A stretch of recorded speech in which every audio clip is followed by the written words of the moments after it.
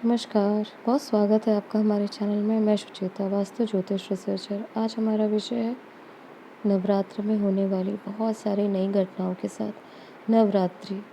नवरात्रि पे हमने बहुत सारे वीडियोस बताए हैं, आपको बहुत सारी भविष्यवाणी बताई है कि ये नवरात्रि पिछले साल से हम आपको बता रहे हैं, शुरुआत से कुछ वर्षों से हम आपको बता रहे हैं कि आने वाला जो 2025 जो वर्ष है वो भी नवरात्र का ये बहुत असाधारण रूप से हमारे जीवन को परिवर्तित करने वाला है।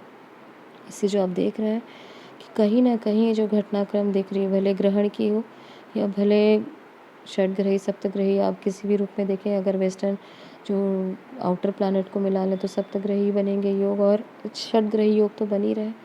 खंडांत होंगे ग्रह, साथ ही साथ में नवरात्र का यहाँ प्रारंभ होना, ग्रहण के बीचों बीच, और ये चीज़ें बहुत ही खतरनाक जो योग बन रहे हैं, और बहुत सारे नक्षत्रों के माध्यम से जो हम पर प्रोफेसीज आपको बताते रहे हैं कि ये चीज़ें जो होने वाली हैं घटनाएं, हमारे भविष्यवाणी में आप जाकर देख सकते हैं, अंक के माध्यम से बताएं।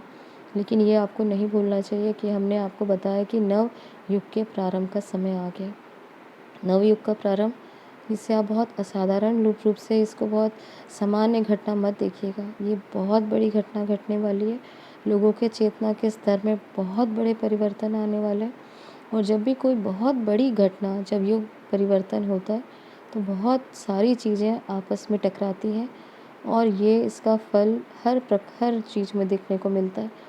कोई एकदम से जो है, कोई भी चीज़ जैसे जन्म भी लेती है तो कई सारी चीज़ों के समापन के साथ ही जन्म का जो है वो सृजन का शुरुआत होता है। विनाश के बिना सृजन नहीं हो सकता। कहीं न कहीं कुछ न कुछ विनाश से जुड़ी हुई घटना घटेगी।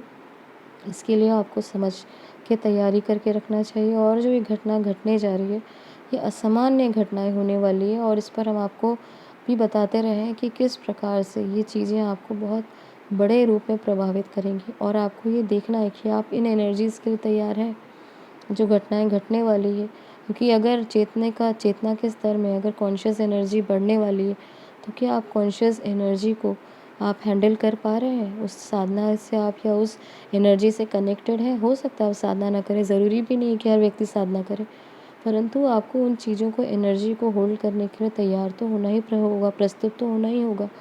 क्योंकि जब बहुत बड़ी हम यहाँ पे घटनाएँ होते हुए देखेंगे, हम ये नहीं कह रहे कि पृथ्वी का अंत होगा, मनुष्यता का अंत होगा, ऐसा कभी नहीं होता। युग परिवर्तन के साथ में अगर ऐसा होता तो आज कैसे कोई कह सकता है कि राम के वंशज कोई भी जीवित है या कृष्ण जी के वंशज जीवित है।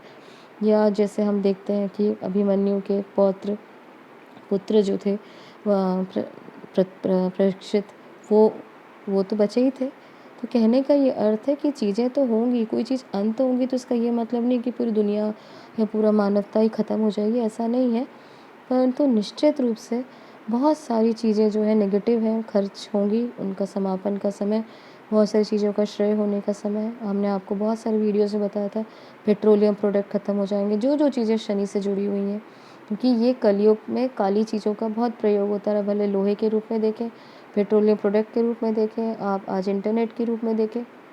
बहुत सारी चीज़ें हमने आपको बताई है ख़त्म होने जा रही हैं, और उसकी जगह में ये चीज़ें ख़त्म होंगी, लेकिन उससे अच्छा जो सब्स्टिट्यूट आपको एकदम, आप कहेंगे कि वो उससे भी एकदम एडवांस सब्स्टिट्यूट कहना चाहिए, सही शब्द होगा।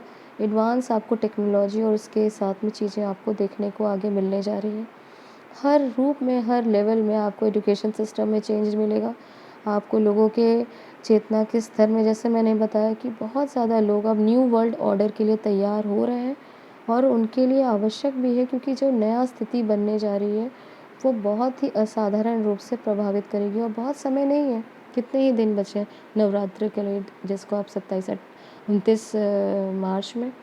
लेकिन आप एक कॉन्शियस शिफ्ट के रूप में आप इसको देखेंगे, और ये चीज़ों को आपको समझना ज़रूरी है। फिर से मैं आपको कहूँगी, कॉन्शियस में अगर आपके चेंज आ रहा है, चेतना में परिवर्तन आ रहा है, तो ये मतलब नहीं होगा कि सब चीज़ें ख़त्म हो जाएँगी, लोग मर जाएँगे, ऐसा नहीं होगा, या दुनिया ख़त्म हो रही है, हम ये नहीं कहना चाह रहे हैं।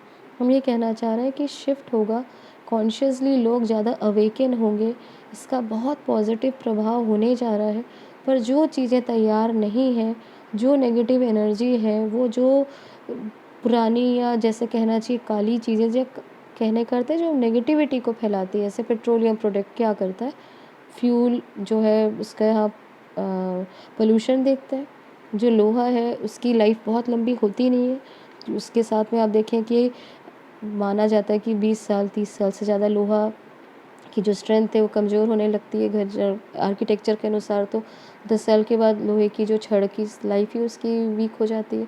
तो कहने का अर्थ है जो चीज़ अब बहुत ज़्यादा सस्टेन करने वाली नहीं है उनमें एक शिफ्ट आने वाला है। एडवांसमेंट के लिए आपको तैयार रहना चाहिए, क्योंकि जब ये चीज़ें घटेंगी तो हो सकता है कि कई लोगों को बहुत ज़्यादा इसको हैरानी हो या परेशानी हो। तो अगर आप मन से तैयार हैं और बहुत समय तो अब इसमें बचा नहीं है कि कुछ सालों का समय है, तो इस कॉन्शियस शिफ्ट के लिए आप, मुझे लगता है कि तैयार रहें। और ये बहुत ही डिवाइन, बहुत ही ज़्यादा पवित्र, बहुत ही ज़्यादा एक सही एडवांस स्टेट के लिए हम तैयार हैं, जिसको हमको वेलकम करना चाहिए और उसके लिए ईश्वर का धन्यवाद देना चाहिए।